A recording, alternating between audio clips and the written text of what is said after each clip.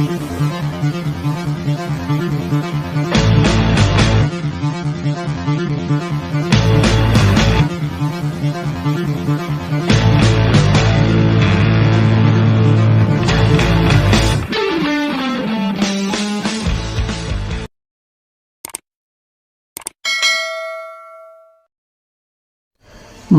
आत्मा अनंत एवं अनश्वर है, पूर्ण एवं असीम है और मृत्यु का अर्थ उसके एक शरीर से दूसरे शरीर में केंद्र परिवर्तन के अतिरिक्त और कुछ नहीं है।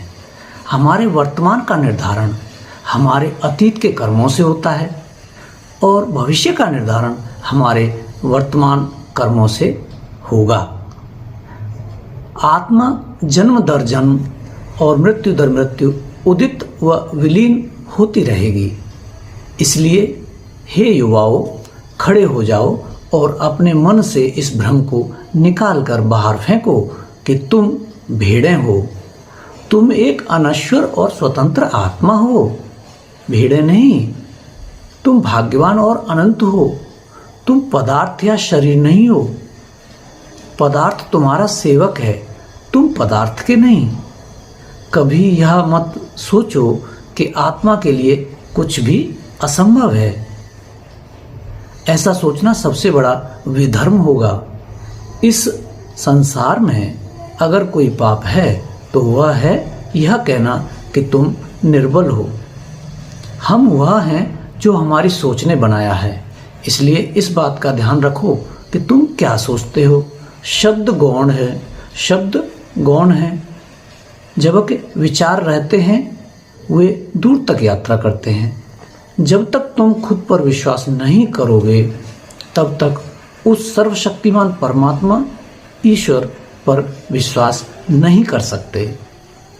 इसके लिए नियमित और व्यवस्थित साधना की आवश्यकता होती है, जिसके लिए सबसे पहले मन को नियंत्रित करना होता है।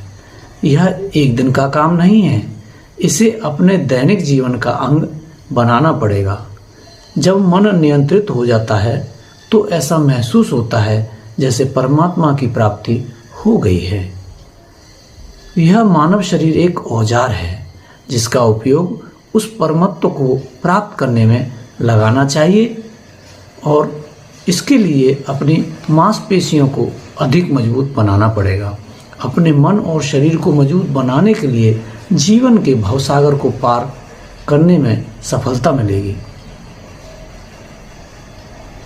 इसलिए युवाओं को सबसे पहले स्वस्थ और मजबूत होना चाहिए। धर्म बाद में आता है।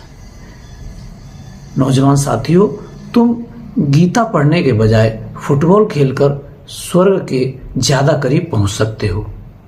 मेरी बात अचंभित करने वाली है, किंतु यह कहना अचंभित करेगा, पर मैं ऐसा इसलिए कह रहा हूं क्योंकि मैं तुम सबसे प्रेम करता हूं। मुझे पता है सबसे ज़्यादा दर्द कहाँ होता है।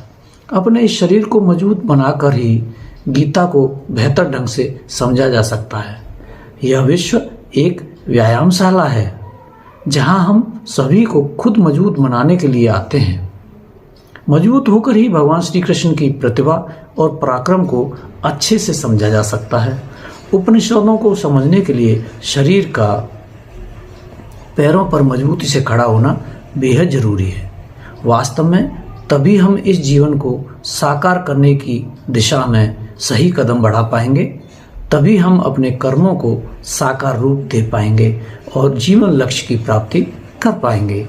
इसलिए हे शक्तिमान, उठो और सामर्थ्यवान बनो। निरंतर कर्म और निरंतर संघर्ष करो। पवित्र और निस्वार्थी बनो, क्योंकि सारा धर्म इसी में है। भाग्य बहादुर और कर्मठ व्यक्ति का ही साथ देते हैं। पीछे मुड़कर मत देखो। अपार शक्ति, अपरिमित उत्साह, अमित साहस और